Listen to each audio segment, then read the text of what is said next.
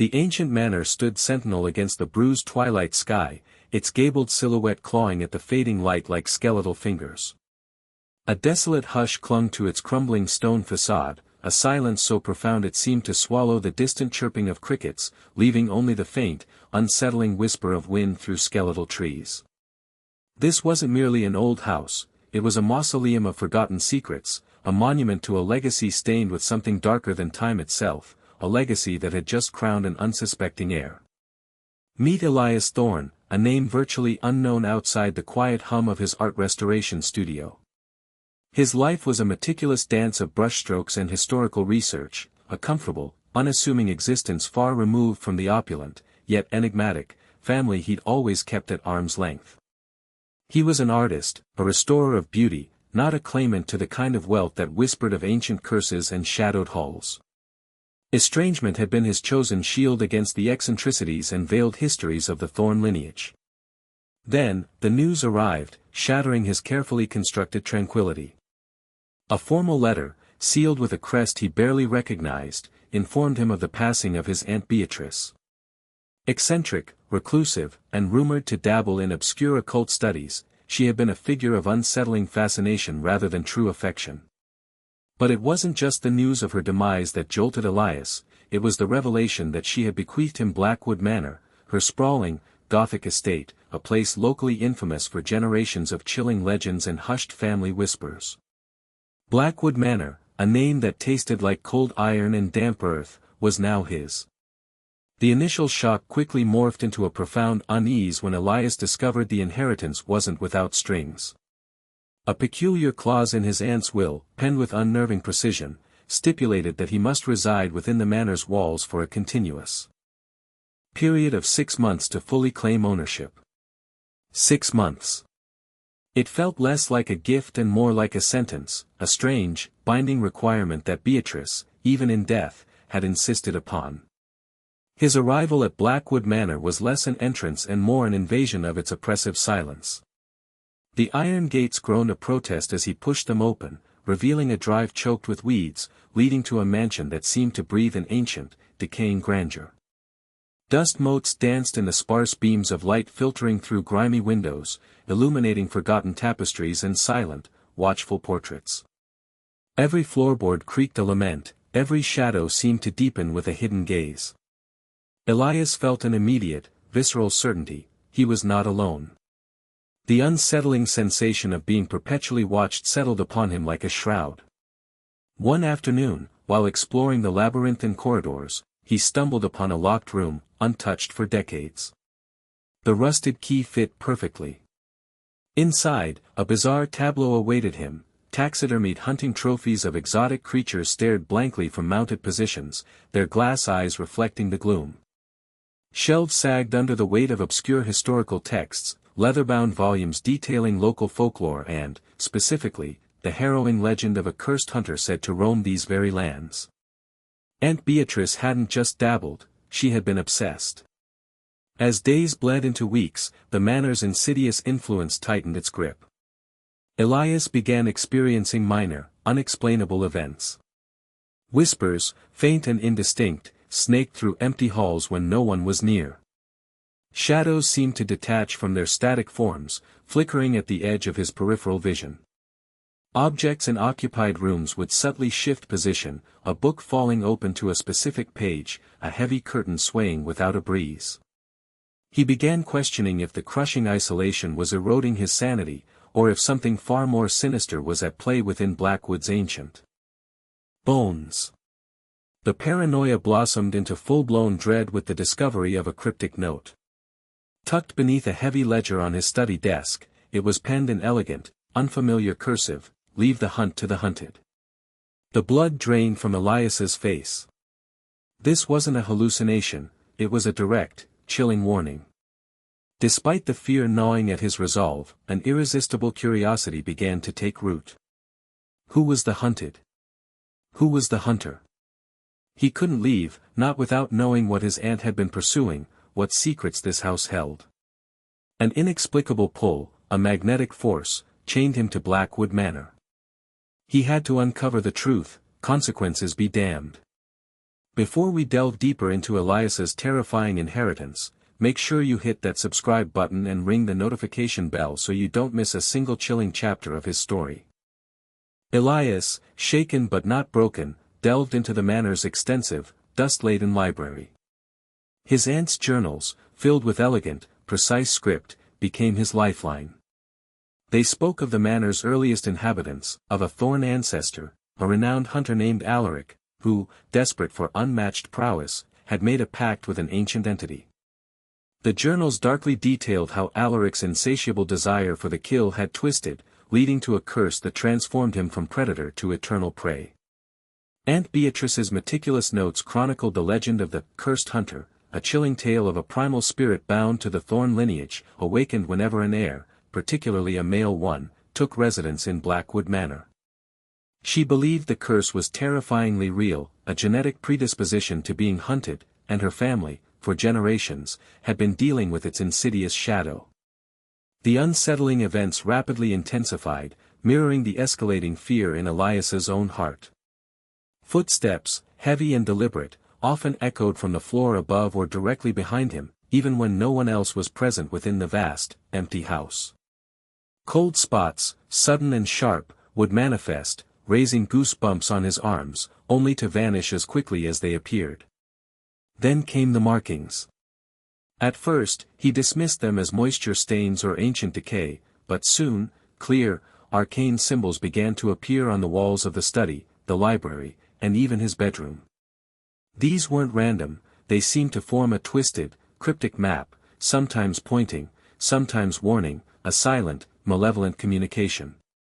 Elias no longer deluded himself with thoughts of a mere haunting. This was an active, malevolent presence, something ancient and predatory that had been stirring in the manor's depths, now fully agitated by his arrival. It wasn't a ghost, but an entity, a primordial force that had bound itself to his ancestor and now, by extension, to him. He was the prey, and the hunt had truly begun. Desperate for sanity and escape, Elias made repeated attempts to flee. He packed a bag, keys in hand, only to find the winding, unpaved road leading from Blackwood Manor inexplicably blocked by a freshly fallen, impossibly large ancient oak, its roots seemingly ripped from the earth by an unseen force. He tried again the next day, his car keys vanishing from their usual hook, only to reappear minutes later, cold and metallic, directly in front of his locked study door.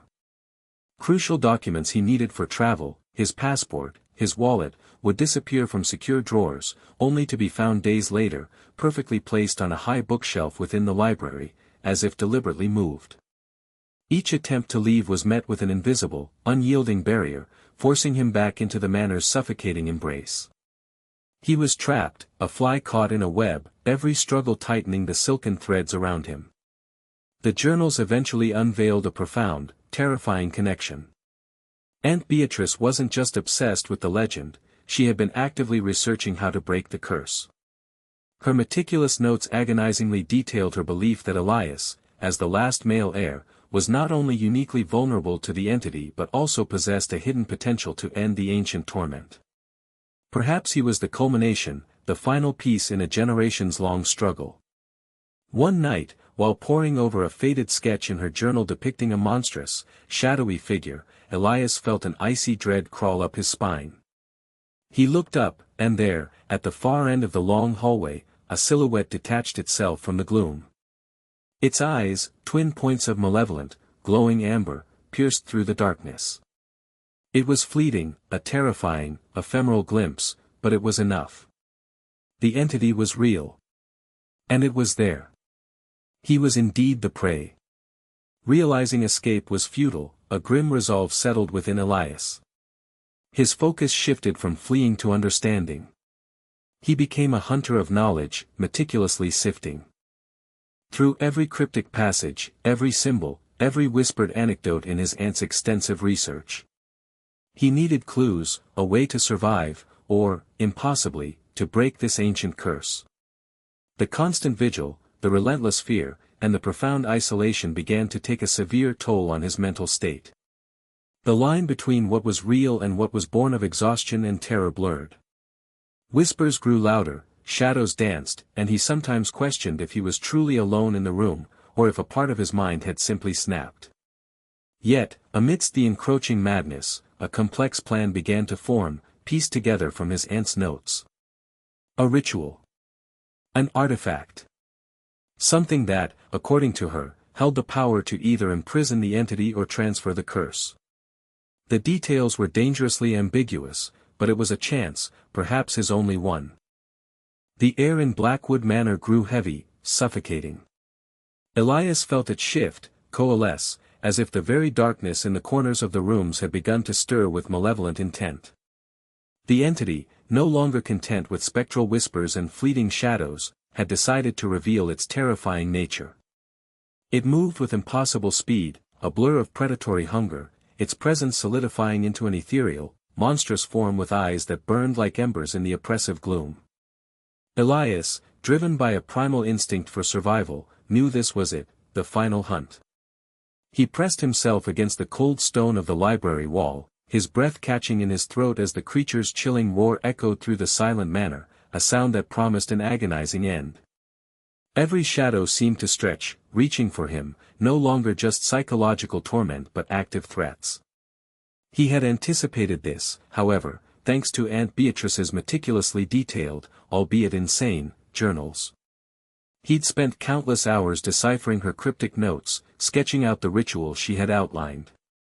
Now, with the entity's overwhelming presence bearing down upon him, he moved with a newfound, desperate resolve towards the manor's oldest chamber, a forgotten crypt beneath the sprawling estate that reeked of ancient earth and forgotten history. This was where his aunt had indicated the ritual must take place, a chamber said to have housed the very beginnings of their family's cursed lineage. Elias had spent the last few days preparing it, meticulously arranging the strange symbols and potent herbs his aunt described, a desperate trap carefully laid.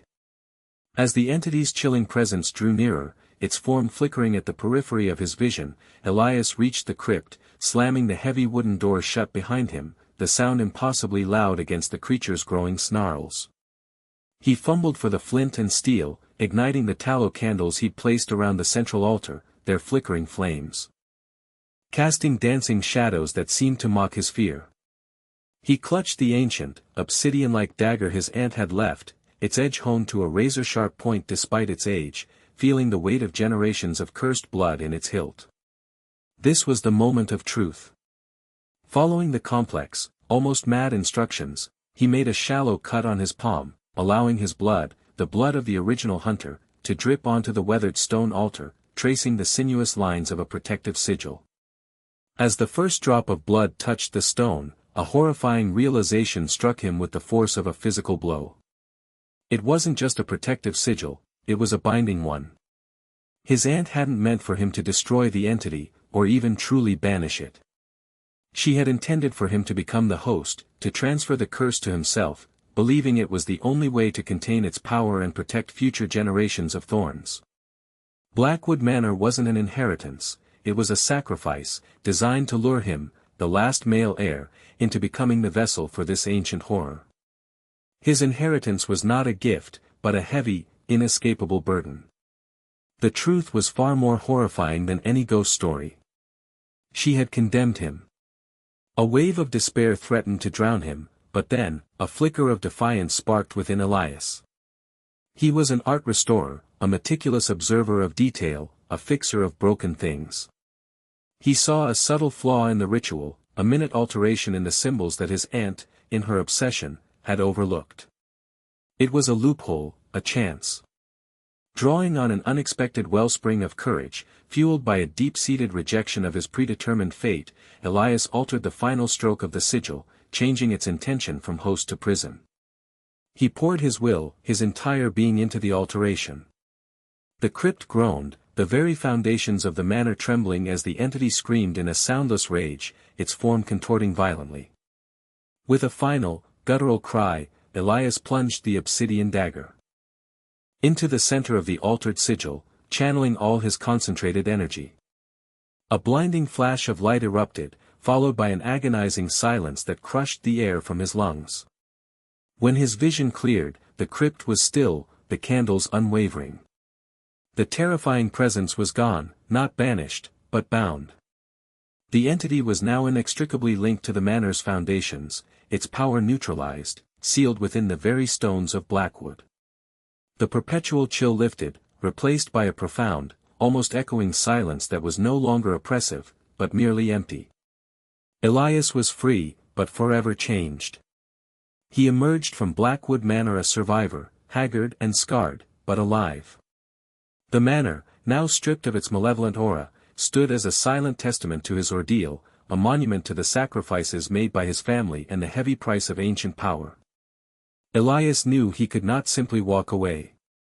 He would dedicate his life to guarding its secrets, ensuring no one else would ever become the hunted.